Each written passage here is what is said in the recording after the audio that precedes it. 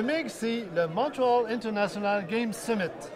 On est dans la démo zone, c'est-à-dire c'est une zone où on fait de la démonstration d'innovation technologique, entre autres. Ben oui, parce qu'on est dans le Festival numérique du Québec. Alors nous, on est venu ici pour démontrer notre version iPad du jeu 55 qui compte.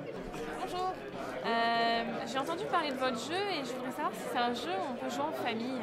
Oui, on peut jouer en famille. Mais je pense que je vais vous faire une expérience tout de suite. Ok, Et puis vous allez pouvoir juger par vous-même. d'accord. Alors, en premier lieu, il faut juste savoir qu'il y a une interface avec 55 composantes qui sont 55 archétypes. D'accord. Les 55 archétypes se retrouvent dans des images, disons, sur des cartons. Ok, Et je vais vous faire piger une image au hasard, c'est-à-dire ou à l'aveugle. ok. Alors, vous en pigez une. Voilà. Et le jeu, comme c'est marqué sur l'interface, que voyez-vous dans cette image? Vous me dites exactement ce que vous voyez dans cette image. Mais vous considérez, parce que vous m'amenez le thème « la famille ».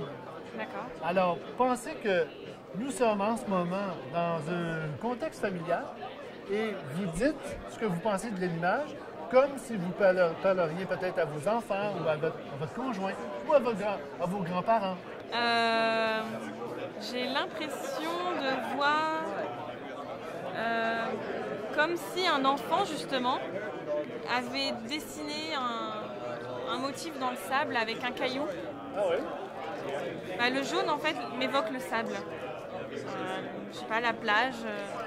Et comme si j'avais un enfant qui avait pris un caillou et fait des dessins sur le sable. Ça m'évoque ça. OK. Malheureusement ou heureusement, ça dépend. On est dans un monde technologique et souvent, on utilise l'iPhone, l'iPad, l'ordinateur, etc. Alors, on a une version iPad et je vais vous montrer un peu, je vais continuer votre choix.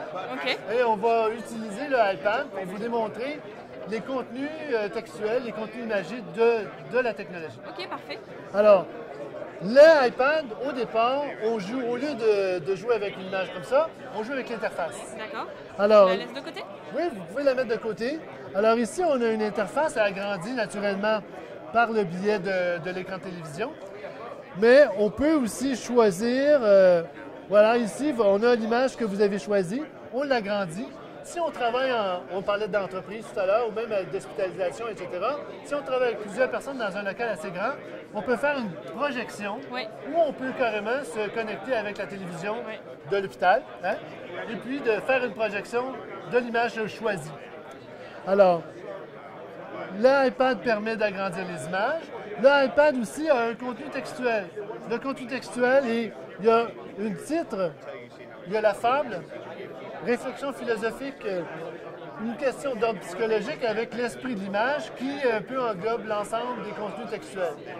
Ce qui est intéressant à l'intérieur de l'iPad aussi, c'est qu'il y a une partie où on écrit les réflexions. Ah oui, c'est bien ça. Alors, à partir du moment où vous l'utilisez en famille, comme vous avez dit tout à l'heure, et vos enfants aiment jouer, mais vous écrivez leurs réflexions. Vous observez vos enfants, comment ils jouent. Même chose si vous avez un aîné qui est hospitalisé, possiblement qui a perdu un peu la mémoire, vous le suivez à l'intérieur de ça. Vous pouvez marquer les réflexions. Mon père a joué cette image, oups, il s'est rappelé de tel souvenir. Et c'est quoi l'interface imagée, interface symbolique au niveau des...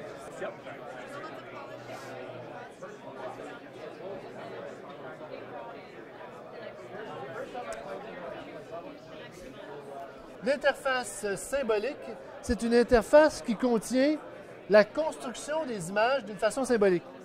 Autrement dit, vous avez les couleurs, OK. vous avez d'un côté la forme et vous avez aussi d'un côté l'image que vous avez dans le boîtier, Tel quel, oui. telle quelle. Donc, l'importance dans l'interface ou en fait dans le contenu de l'interface symbolique, c'est de comprendre la construction de l'image. Plusieurs personnes se posent la question comment on est arrivé là. Hein? Alors, il y a les couleurs, pour percevoir aussi la perception des couleurs. Il y a plusieurs aînés, il y a des jeunes aussi des fois qui vont intervertir les verts pour des bruns, les orangés pour des bruns ou des rouges avec des roses. Alors, on s'assure de bien comprendre que dans cette image, il y a ces couleurs-là et aussi la question du fond, le fond et la forme. Donc finalement, en fait, la version iPad, c'est exactement la même chose, le même contenu que la version papier. C'est simplement que le côté numérique permet peut-être à plus de personnes d'avoir accès à votre jeu. Mais il y a aussi la question de travailler en groupe. Advenant le cas où, comme je vous ai montré tout à l'heure, on remet l'image dans un écran de télévision ou dans un écran projeté sur un mur, bien, c'est plus intéressant parce qu'on peut faire des conférences. OK. Hein? Alors, on a 20, 30, 100 personnes. On l'a fait avec 100 personnes. À un moment donné, on fait une projection. C'est plus intéressant parce qu'un jeu de table, c'est plus intimiste. Hein? Alors ça, c'est les bons côtés de la technologie. Je vois qu'il y a une icône mémoire. Qu'est-ce que c'est? Alors, l'icône mémoire, c'est, justement, on parlait de famille. Vous avez un aîné qui a de la difficulté avec sa mémoire. Eh bien, pour le pratiquer un peu, vous avez un jeu de mémoire. Vous avez juste à cliquer dans l'interface vide et d'une façon aléatoire, et apparaît des images sur le côté. Et les images qui apparaissent vont être obligées d'être replacées dans l'interface. Mais il faut mémoriser les images choisies. Donc là, je les mémorise. Vous les mémorisez? OK. Ça va, on part? Ouais, c'est bon. Alors, replacez-les.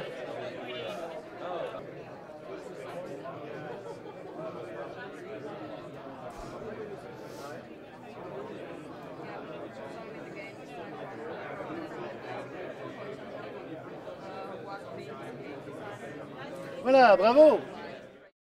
Alors, dans l'iPad, il y a des sous-sections où on a inséré des vidéos pour démontrer un peu de quelle façon on peut jouer avec le jeu. D'accord, un tutoriel? Un tutoriel aussi, exactement. Alors, je vous montre un peu. Oui. Alors, voilà. Ici, par exemple, on a un petit tutoriel d'une seule image qui montre un peu comment jouer avec l'interface imagée.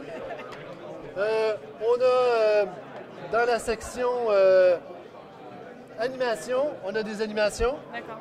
Naturellement, les animations, on peut les agrandir dans l'écran. On peut les arrêter quand on veut. On peut aussi, il y a un glossaire, parce que il y a certaines fois, on me pose la question, qu'entendez-vous par cadre mémotechnique? Qu'entendez-vous par icône? Qu'entendez-vous par image projective? C'est la définition des mots utilisés dans votre jeu. Voilà, alors si on dit image projective, par exemple, on a un texte sur les images projectives pour s'assurer que les gens comprennent bien la définition même de certains... La signification des mots utilisés. Voilà ça, la signification des mots utilisés. C'est ce qui est très important.